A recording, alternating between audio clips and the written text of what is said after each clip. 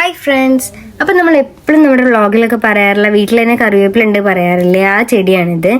അത് മുന്നേ തോനെ ഉണ്ടായിരുന്നു, ഇപ്പോൾ കുറച്ച് വെട്ടിയിട്ട് പുതിയതായിട്ട് വളർന്നു വരുന്നുള്ളൂ.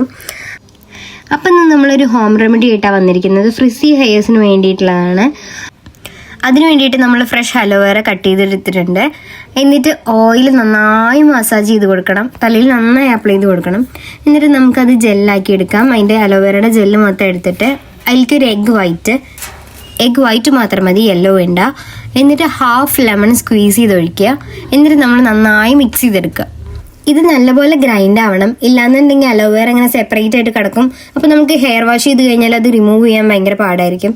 അപ്പോൾ അങ്ങനെ ഓരോ ഇഴയിലും ഓരോ മുടിയിലും ആവണ രീതിയിൽ നന്നായി അപ്ലൈ ചെയ്ത് ഇങ്ങനെ മുടി കെട്ടി വെക്കണം. എന്നിട്ടൊരു 10-15 മിനിറ്റ്, ഒരു മാക്സിമം ഒരു 20 മിനിറ്റ്സോളം ഇരുന്നാൽ മതി. അത് കഴിഞ്ഞ് നമ്മൾ യൂസ് ചെയ്യാറുള്ള ഏത് ഷാമ്പു ആണെങ്കിലും ഷാമ്പുവും കണ്ടീഷണറും ഉപയോഗിച്ച് മുടി നന്നായി കഴുകുക. അപ്പോൾ നല്ല സോഫ്റ്റ് ആൻഡ് സിൽക്കി ആവും, ചെറിയൊരു സ്പാ ചെയ്ത് ഫീൽ കിട്ടും. അപ്പോൾ അത്രേ ഉള്ളൂ, ബൈ.